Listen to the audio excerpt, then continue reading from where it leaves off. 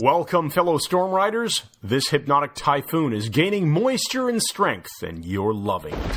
Welcome to Brain Software, episode 74 with Mike Mandel, and I'm Chris Thompson. He plays blues ukulele, cooks a mean beef bourguignon. I do. And just bought a Roman gladius for his edged weapon collection. Yes. There's a storm front coming in, and he's on the leading edge of the approach. Please welcome Mike Mandel. Yeah, it's Christopher brandishing a gladius on the very edge of the moisture of the storm. I love hey, it. buddy, we're at work right now. Let's not forget that. Right now. Hey, let's talk about this edge weapon thing, just as our lead-in. Yes, I do make a mean boeuf bourguignon, and I'm making it better than I used to. You're saying it boeuf, the French way. Yes, I am. I've reduced the amount of wine I was putting in. Too much wine, overwhelmed it. Chef Mark McEwen told me, cut the wine down. He was right. Blues ukulele, yes, the finest blues instrument in the world because you can carry it with you really easily and fight your way out of a juke joint by using it as a club if you've got a National Steel one, as I do. But you can't carry it quite as easily as an edged weapon. Well, there is that. And I just ordered, to my wife's chagrin, another edged weapon for my collection to go with my cold steel Laredo Bowie knife and all my assorted kukris and things. And this is just for, when zombie apocalypse hits, that I'm just going to be Can you tell right security is his top value in life, folks? Yeah. No, having fun is. I like edged weapons. And this one, this cold steel gladius, is a Roman short sword. It's just freaking amazing. Anyway, Google it. It's awesome. Awesome. All right. So we have a really good podcast lined up for you folks today. We're going to do a deep dive into Dilt's logical levels. I'm not going to explain what that is quite yet, but it is transformative in how it allows you to change the way you think about your life and what's going to happen in your life and help other people too if you're a therapist, right? Yeah, absolutely. It's a very useful tool. That's your pre-frame. Now, before we jump into it, though, I just want to say that by the time we publish this podcast episode, number 74, it looks like our HypnoThoughts Mindscaping course will have been closed down. The shopping cart, I should say, will be closed down. We are officially sold out. We are getting to the point where now that we have approaching 70 people registered for the Mindscaping one-day pre-conference workshop at the HypnoThoughts Live show in Vegas, and htlive.net for those of you still looking to get tickets to the HypnoThoughts show. It's not our conference. Tickets will still probably be available through htlive.net. You can come hang out with us. You just won't be at our pre-conference workshop if you haven't signed up already. So it's going to be a great time, and we're looking forward to a packed room. And some great people, Chris. Yeah. I said on Jason Linnett's podcast a little while ago, I said the thing I love about HypnoThoughts is the awesome people we have met there. Just some really cool folks. Yeah, we're looking forward to seeing all of you there and more. People who weren't there last year. You're touching my arm. Stop. Okay, right. So here I'm trying to adjust the trackpad here on the computer screen so that I can see where we're going all next. Right. So let's continue. We are going to talk. Let's talk right now. Dilt's logical levels. So intro it for us. Let's do that. Robert Dilts is a phenomenal NLP trainer. I've never trained with him myself.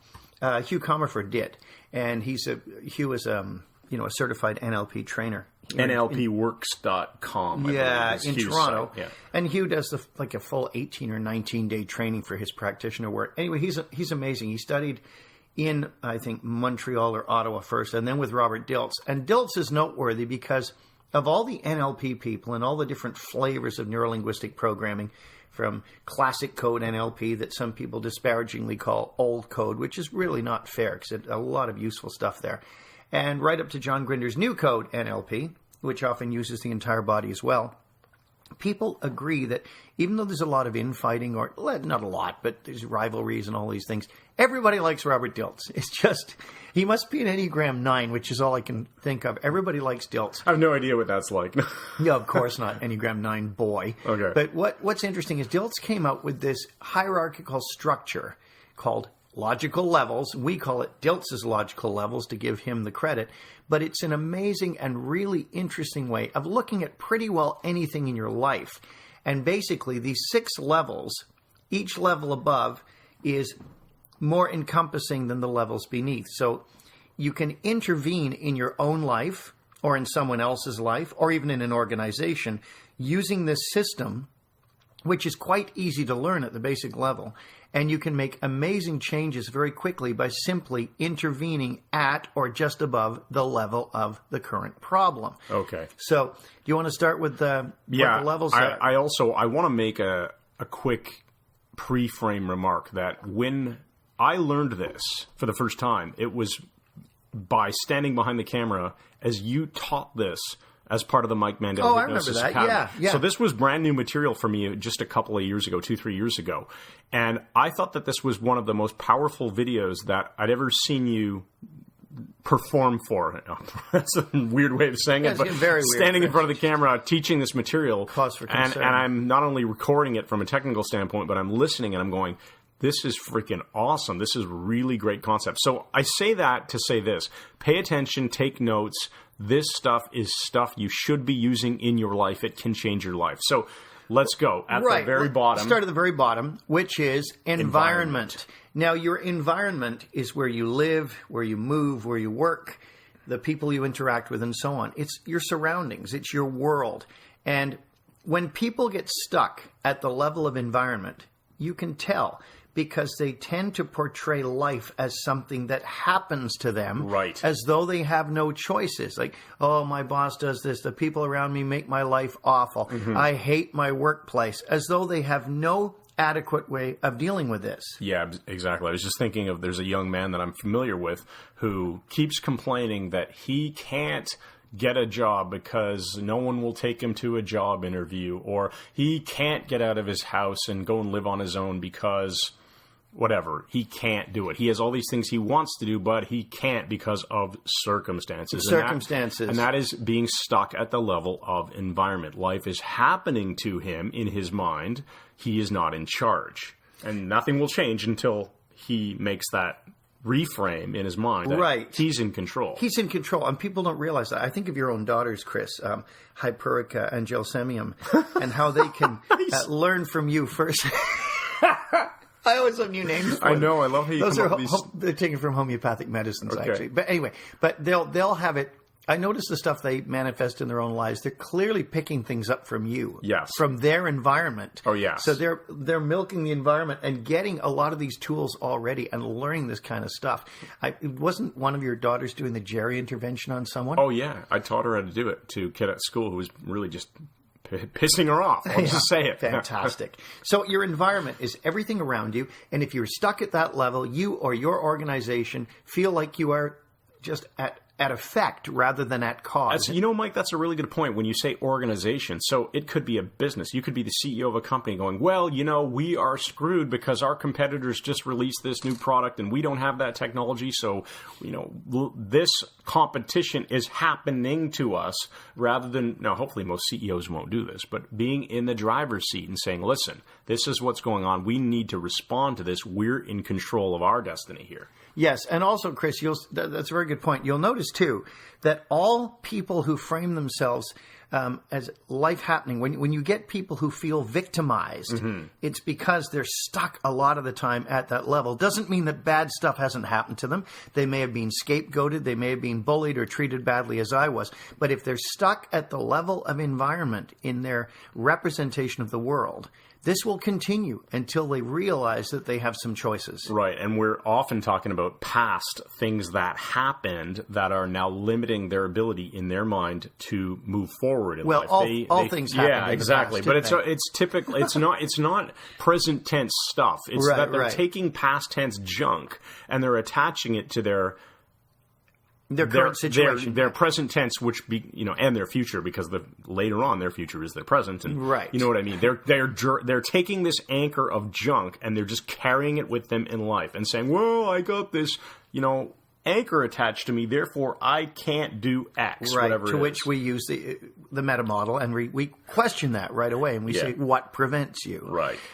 Remember, all the time that you have is coming to you from the future. Mm-hmm. You have to keep that in mind. And when you said, past whatever, however you framed it, it's like when someone said, the old line, "Oh, is that a picture of you when you were younger?" And the answer is, they all are. They all are. Yeah. No, it's a picture of my future. Yeah, of course they all are. Pictures when you're younger. That's right. So let's move up a level. So, okay, environment, we're going to go, if you affect anything above the stuff that we're going to get to, you automatically affect the environment, right? Right. So if you can either change something at the level where the problem is, but if you chunk up and change it at the next logical level, the effect will be very profound. But the higher up you go, the more effort it can sometimes take to fix things and change things. So what's the next level up? Okay, So the bottom is environment. Next one up is behavior. Right.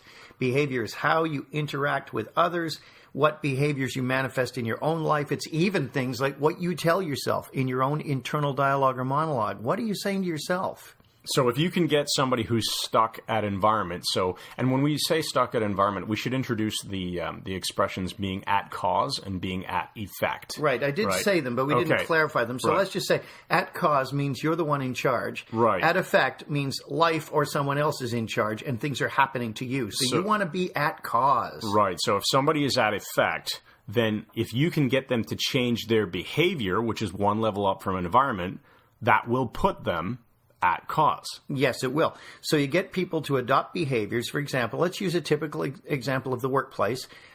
Someone is unhappy there.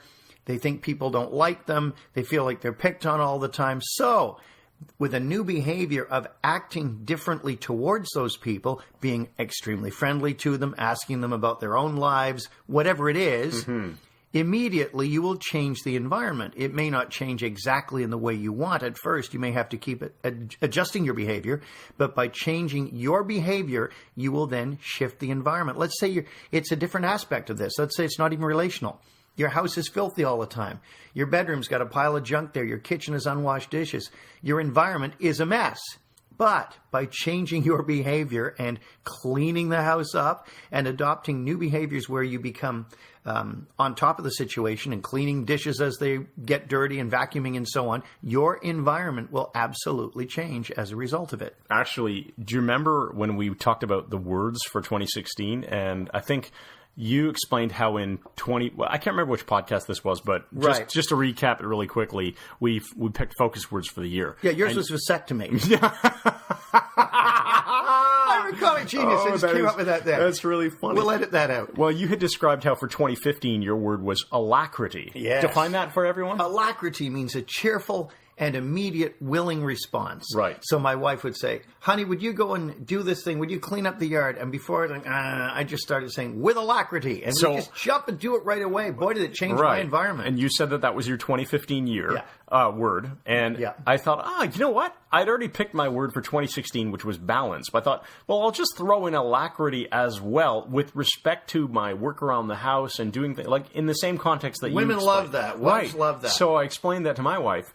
And I've been using it. Every time she asks me to do something, I just say, with alacrity. And I just go and do it. Nice. And it has, funnily, is that a real word? Well, it could be a new word, It has become so freaking easy and enjoyable to just get up and get things done instead of thinking,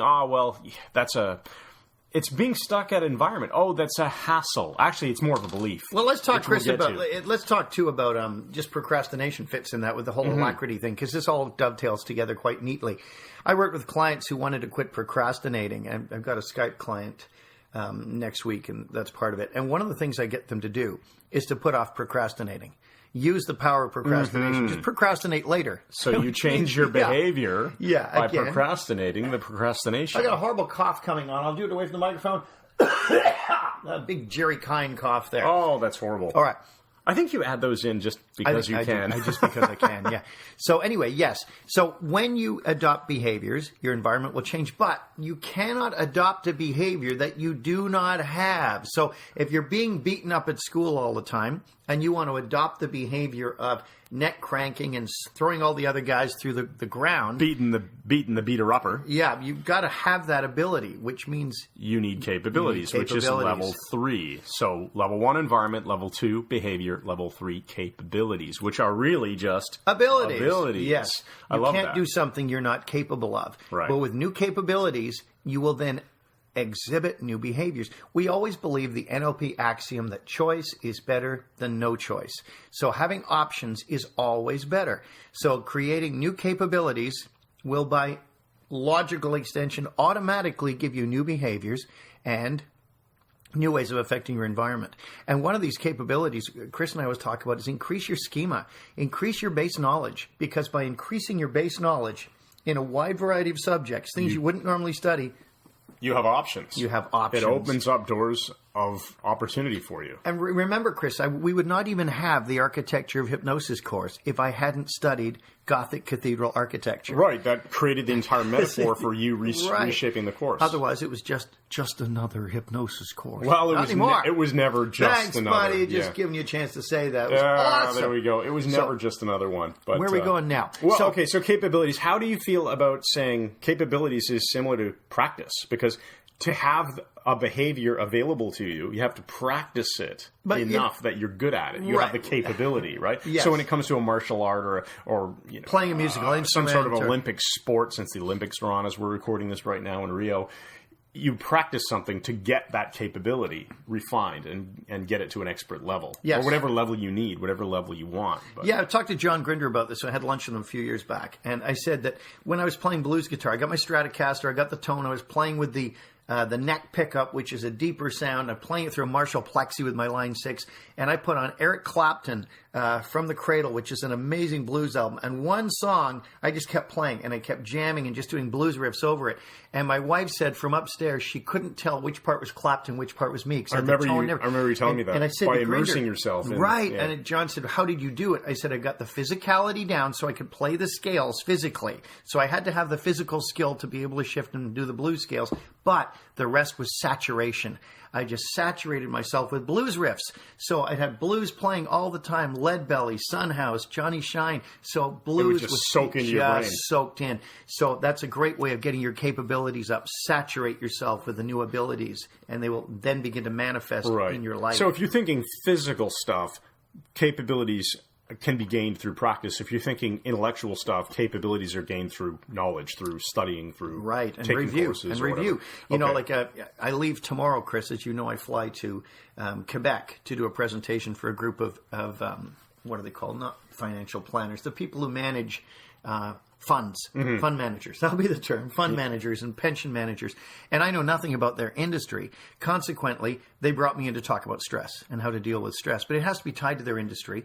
And so I've had to rewrite my stress keynote. So what I'll be doing today when we're done here is going over it again and again and again and talking through it and building those neural pathways through repetition. So to get your capabilities, make sure you're doing enough repetition. Don't just do it in your head. Absolutely. Okay, so let's come back to the gentleman that I was mentioning earlier who feels like he's stuck in life because he can't move out of his house, he can't get a job, no one's going to take him to a job interview. Simply teaching him the capability that he can get where he needs to go on his own and, let's say, be comfortable speaking to people. All of a sudden that would change his behavior of going out and having job interviews and successfully gaining a job, which would change his environment automatically, right? Yes, so we're seeing how these things work. Right down as a trickle-down economic thing happening here. So now, somebody isn't going to change their capabilities or gain new capabilities unless they have adequate beliefs. Belief system. Which is level 4. So the bottom again, environment. Above that is behavior. Above that capabilities. And then, which are abilities, and then beliefs.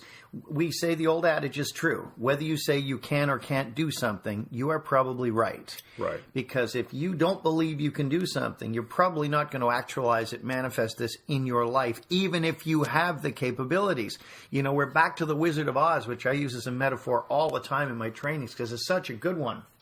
And at the end, Glinda, the good witch, says to Dorothy, "You had the power to go home the entire time." And she said, "Well, why didn't you tell me?" And she said, "Because you wouldn't have believed me if I did." She had to go through this odyssey, this quest to recognize she had the power to click her heels and say, "There's no place like home." Right. And then over funny the enough, we haven't gotten to the next two levels, but that movie was really about the levels above beliefs, right? Changing those, which affected beliefs. Because remember, everything, if you change something at a higher level, it cascades down. Yes, I've heard rumors of that. Right. I'm just wondering where you're going with this. Well, in The Wizard of Oz, wasn't about capabilities or behavior or environment. It was about the levels above beliefs. Oh, yeah, right? yeah. Right. Which we're getting to. Okay. I'm going to see how well you apply that because you have me intrigued. But yes, you have I think. I can't remember the details of the movie now. I don't think he's even seen it. Maybe you're thinking of the Bag of Picthos film. Oh, man. The Bag of Picthos. There's one for the past. So listen, the interesting thing is, if you have beliefs that are not serving you, Question them, challenge them, pick holes in them, and prove they're wrong. Use empowering questions like, how does that belief serve me? We say that all and the time. what other belief can I replace it with that will be more useful to me? Or what other belief will I replace it with, right. which is even stronger. So it's a modal operator of necessity instead of possibility, right. linguistically speaking. So it's very interesting. But beliefs, question the ones that aren't useful. Chris and I will do this all the time. Somebody in the class will say, well, I can never do this particular induction. And we always say, how does that belief serve you? In other words, it doesn't. Mm-hmm. It doesn't. But people will jokingly respond, well, it makes my life miserable. Like, they'll give you all the negatives. Absolutely. And you can attack this with all kinds of meta model questions, right? So, I can't learn to speak French.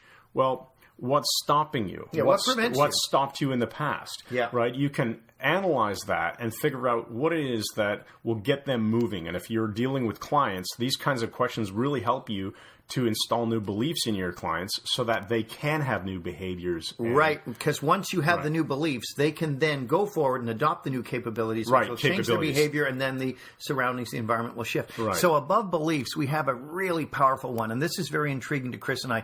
Identity. Oh, yeah. This is such an important one. This is the ego. This is the I statement. Remember we talked, I can't, again, remember which podcast, but way long ago, many of them, we talked about labels and negative labels. It's fine to put labels. Really, identity is the label. What label do you stick to your shirt? You know, when you walk around, go, I am a doctor. I am a dentist. I am a lawyer. Or people say, whatever. I'm an alcoholic. Right. You know, I'm a smoker. Those are not very useful labels. And that's what we're getting to, right? Yeah. Like, you know, typically people label themselves with, say, their career, right? Or I'm a father, I'm a husband, whatever. But if you label yourself with your career, you're a human doing and not a human being. And if you label yourself with your behavior, I am an alcoholic, I am a smoker, you're taking a behavior and you're putting it at the level of identity.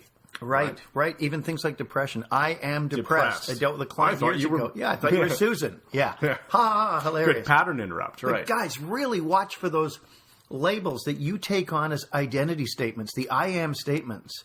In the Greek, it is ego eimi. Mm-hmm. And it's a very strong I am statement. We got to be very careful with those because they will then affect everything below on the hierarchy, which is 4 more levels. Your life will change if you can change your I am statements. And I've said before, years ago, I was a stage hypnotist. And I had Canada pretty well to myself, other than one guy, Romain, and Ravine would come through once a year, but he didn't even do Ontario. And so I was the guy. I was doing universities, colleges, high schools, and the occasional bar, and was packing them in, and nobody had seen this. I was like a rock star of hypnosis. I was not always the way you see me now as an elderly man like Gandalf. No, I used to be more something else. Anyway, so back then, as a stage hypnotist, that was my label for myself. But the market gradually began to shift. In the early 1980s, people started cloning my show. Then they started cloning the clones of the shows. And the hypnosis frontier was no longer wild, but it was populated by hundreds of stage hypnotists and undercutting each other. Now, if I had stayed with that label, I am a stage hypnotist, I would have been struggling to make a living and had to drop my prices, but I never did. Instead, one day, having read Marilyn Vosavant's book, I reframed it. I am a communicator. And reframing, really, in this case, is zooming out and looking at the bigger picture. And saying, stage hypnotist, what is that an example of? Stage hypnosis, it's an example of communication. So as a communicator, instead, I can do keynotes. I can teach at U of T. We can do online trainings. You know, I can write. All of these different things are open to me by changing my I am statement. Listen, guys, if you get nothing else from this podcast today, and we hope you do, get this fact. Figure out what your I am statements are and recognize that if you change those I am statements congruently, believe them, live them, your whole life will change. Absolutely, they will. And so if you're a hypnotherapist, hypnotist working with a client who is, I am a smoker, you can immediately have them understand that is a behavior, change the identity statement to something else that stops smoking. They'll get new beliefs, new behaviors, or new capabilities, I should say, first, and then perform different behaviors, new behaviors. For sure, Chris, yeah. And the smoking thing is a funny one. And I'll just tell you this, I mean an odd one, because people make such a big deal out of it. They say, you know, oh, I've got to quit smoking. I can't quit smoking. Can you help me with hypnosis? I've told people this for years, and only a handful of people have actually gotten it. If you want to quit smoking, there is a foolproof method that is absolutely certain to succeed.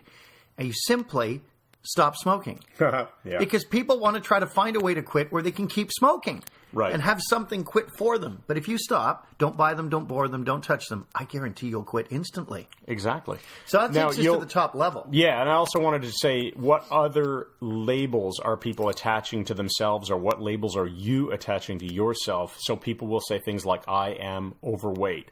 I am lazy. Mm-hmm. I am a failure. I am not comfortable with other people. I'm shy. Right. I'm shy. Or I'm a failure. I'm a bad listener. Yeah. This is the opposite of shy, probably, yeah. right?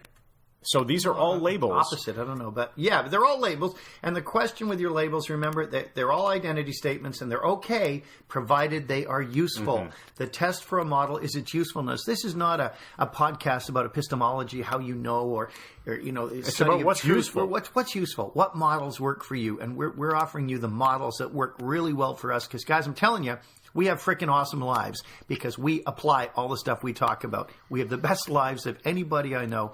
And you can too. Just apply this stuff. So our last one, above the level of identity, level 6. NLP has no connection with this, and we just talk about it and identify it. It is spiritual or mission. This is the thing that drives everything. What's your great moral overarching principle? It's going to guard and guide and focus everything else that happens that sits under that umbrella of meaning, so that everything is taken in the context of this overarching principle, or overarching, depending on your pronunciation. And this is where you look at, I give the classic example in the book of Acts, the Apostle Paul was originally Saul of Tarsus. He studies with Gamaliel. He's a Jew. He has a resurrection Christ experience, and he changes his name to Paul, which means small, and his whole life transforms. And he goes from being a persecutor of the church to being the greatest apostle of all.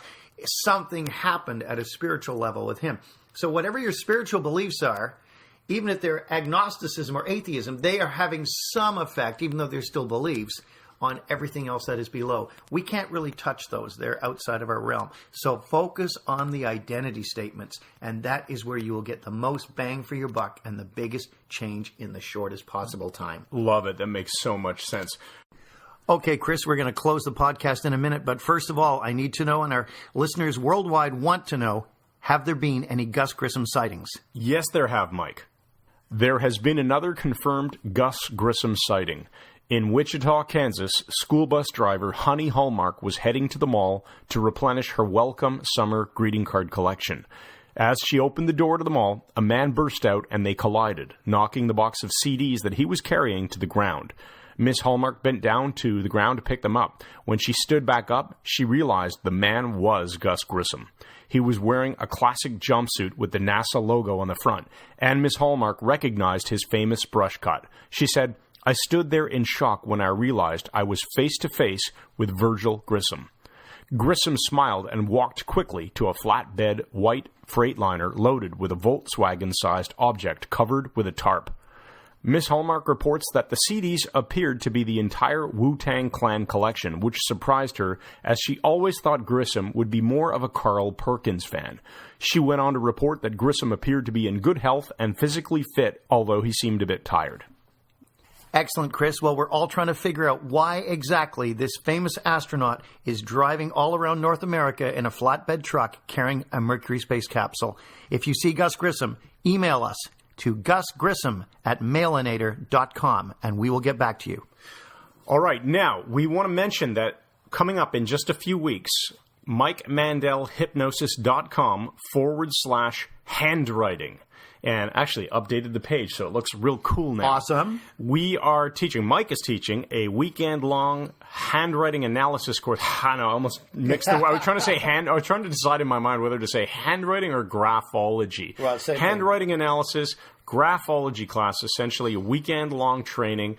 by the way, you get access to the online course that we created in last year's Graphology Live class. We recorded it and broke it down into a great collection of videos. So people can come in and take the live class at the University of Toronto, study handwriting, learn to discover psychopathy, sexual problems, insanity, happiness, friendliness. You can look at your friends' birthday cards and letters you've gotten from people in the past, and you will know them inside out. And we throw in the online academy for free. All right. So can you explain just really quickly what type of person will want to have this skill set? Any human being who wants to seem like a psychic, because the handwriting never lies.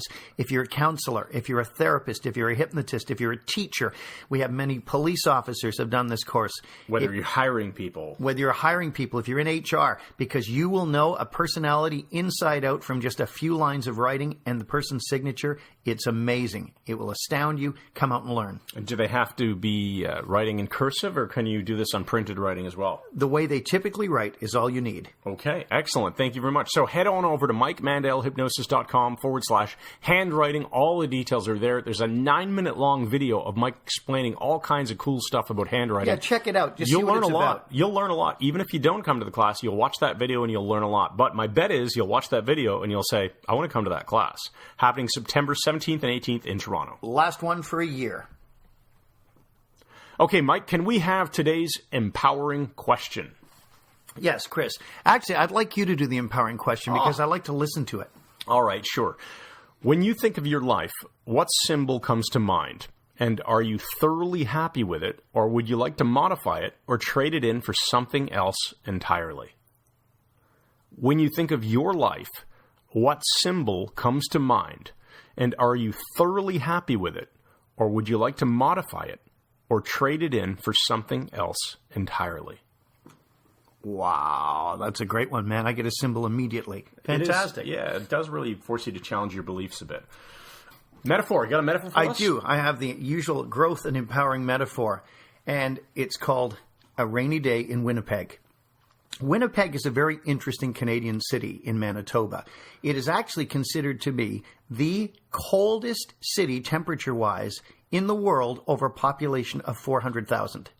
So it's large enough to make the list, and Winnipeg gets so cold that at the intersection of Portage and Maine, which is world famous, the wind whips through there in the winter, and it's not uncommon to get, minus 32, minus 33, and with the wind chill, it can feel like minus 40, minus 45, insanely cold. Brutal. So I don't walk around much in Winnipeg when it's that cold, but I was there a few years ago and had a very interesting experience. I was staying in a nice hotel that the client had put me in for a 1-hour keynote, and I had the afternoon off, and it was raining instead of snowing. So I thought, time for a walk, check out the local area. I went outside, wandered around the block, turned left from my hotel, and found in one little area a Japanese restaurant and a blues bar right next to each other. Although actually, the blues bar was down a flight of stairs underneath the Japanese restaurant. And I was hungry, had had no lunch, and I thought, let's check this out and see what's here. It's about 2:30 in the afternoon. I walked into a dimly lit bar, and there was a small stage set up with a microphone in a stand, an amplifier, and a little set of drums, and obviously they had live blues there in the evening. But since it was afternoon, there was no music on, nothing playing, and the place was deserted. The only other person in this small bar was the bartender, who was this enormous black dude behind the counter, and he had a towel and he was polishing some glasses. And he nodded, and I went and sat at the bar. And I ordered a beer, I got a draft, and I ordered a sandwich, and he put the order into the kitchen, came back, set the draft down in front of me, and turned his back, went over to a stereo and turned it on. And I hear this scratchy blues coming out of the stereo. And as he turned to me, I said, sounds like Lightnin' Hopkins. And he stopped dead, and he said, a line I love. He said, white boy knows his blues. It was fantastic. And we got talking, and he's a blues fanatic too, and we talked about Robert Johnson and Johnny Shine and Alvin Youngblood Hart and Lead Belly and all the greats. And then I said, have you been into blues for a long time? With him being African-American, it's his heritage. He said, no. He said, I got into it a year ago when I got this job. He said, the Japanese chef next door is a blues fanatic and a friend of mine. He got me into it and got me the job in this restaurant. Thanks, everybody, for listening to Brain Software Podcast, episode 74. I'm Chris Thompson, and this is Mike Mandel. Sitting beside me, you can't see him, but he's here, believe me. Thanks again. And we look forward to seeing many of you in Las Vegas coming up in a couple of weeks.